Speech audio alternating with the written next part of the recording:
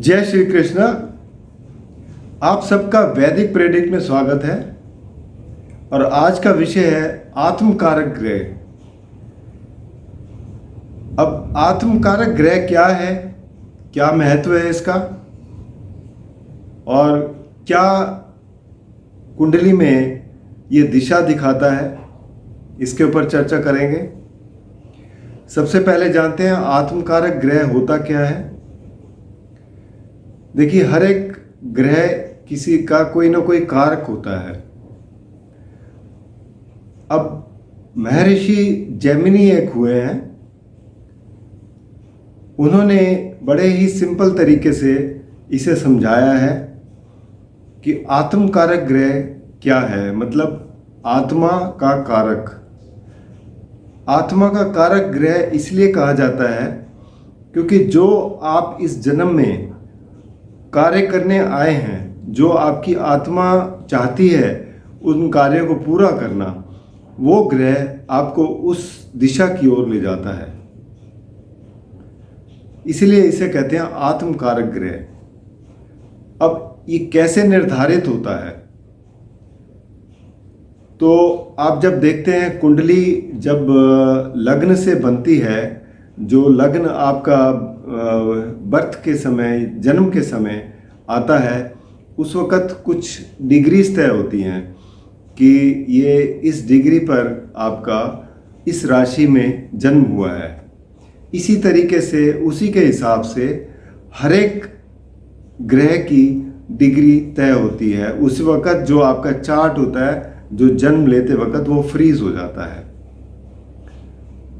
अब इस चार्ट में जो ग्रह सबसे ज़्यादा डिग्री वाला होता है, जैसे कि हम ये कहें कि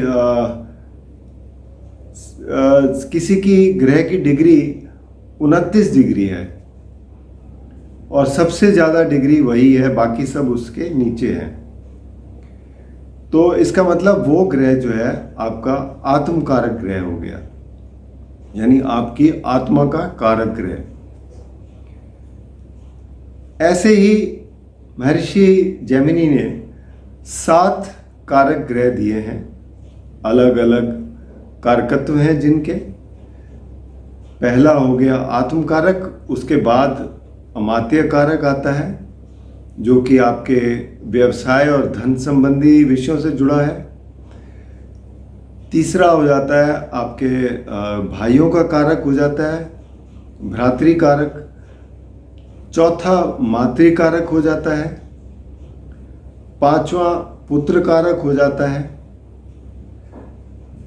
छठा ज्ञाति कारक हो जाता है और सातवां दारक कारक, यानी पत्नी के या पति के लिए जो निर्धारित होता है। महर्षि ने 7 दिए हैं। वैसे बहुत लोगों का, कईयों का मत ये भी है कि 8वां कारक राहु को मानते हैं कि राहु भी अगर कोई डिग्री प्राप्त करता है इसमें, तो वो उसका भी कारकत्व इसमें आता है। लेकिन बहुत से लोग नहीं मानते क्योंकि राहु एक छाया ग्रह है और उल्टा चलने वाले हैं, तो इसलिए फिलहाल हम उसको रहने देते हैं और हम ये देखेंगे कि इसका आत्मकारक कौन सा ग्रह जो है आपका कहाँ पर बैठा हुआ है, कौन से घरों का मालिक है और वो किस तरीके से इस जीवन में आपको दिशा निर्देश देने वाला है। इसके लिए हम एक एग्जाम्पल कुंडली ले लेंगे। जैसे कि एक बहुत ही मशहूर गायक रहे हैं के.एल. सहगल। के.एल. सहगल पंजाब से एक ऐसे परिवार से थे जहां गायकी से कोई संबंध नहीं था। इनके पिता एक तहसीलदार थे और माता ज़रूर संगीत में शौक़ रखती थी, जैसे कीर्तन वगैरह करना, जो कि एक आम घरों में अलाउड होता है। तो वहाँ से उन्होंने ये संगीत के बारे में थोड़ा सा घर से ही ज्ञान प्राप्त किया इनकी कुंडली में शुक्र जो है वो आत्मकारक ग्रह है। तो अब देखिए, इनके पिता चाहते थे कि ये जो है किसी सरकारी नौकरी में लगें या कोई व्यवसाय करें, क्योंकि ये गायकी वगैरह से कुछ नहीं होता, इससे करियर कुछ नहीं बनता। लेकिन जो डेस्टिनी तय करके आती है वो वहीं उनको लेके जाती है, क्योंकि वो आपके अधूरे कार्य हैं जो इस जन्म में आपको पूरे करने हैं। तो इनका आत्मकारक ग्रह शुक्र है। शुक्र किससे जोड़ता है आपको? कला से जोड़ता है। और के.एल. सहगल जी को उन्होंने संगीत से जोड़ा। तो पहले ऐसे सिंगर बने जो अपनी एक मुकाम हासिल कर लिया उन्होंने, और उनकी जो गायकी का लोहा सभी ने माना। जैसे कि गालिब के जो उन्होंने उर्दू के भी शेर वो कहे, गायक गाने गाए, गज़लें गाई, और देवदास जैसी फिल्म में जो म्यूज़िक दिया उससे बहुत ही पॉपुलैरिटी हुई। और ये सब कब हुआ? जब उनकी शुक्र की महादशा शुरू हुई। जैसे ही उनकी शुक्र की महादशा शुरू हुई, उनको ओपनिंग मिलने शुरू हो गए और उनकी ये गायकी जो है पॉपुलर होने लगी।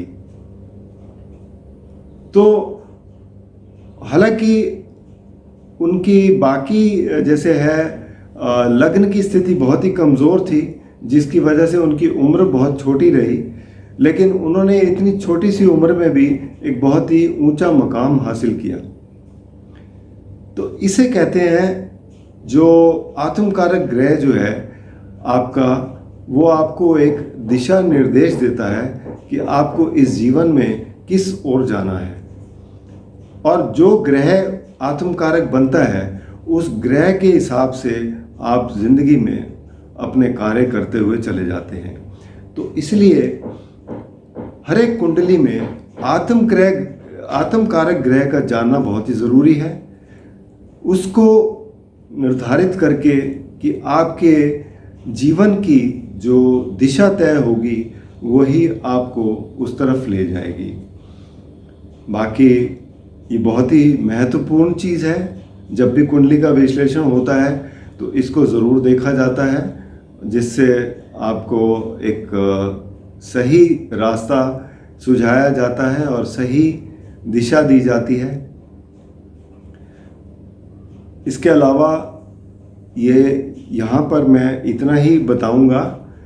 बाकी व्यक्तिगत रूप में अगर किसी को कोई पूछना हो या कुंडली का विश्लेषण करवाना हो तो नीचे दिए गए नंबर पर संपर्क कर सकते हैं या वैदिकप्रडिक्ट.com पर लॉगिन कर सकते हैं।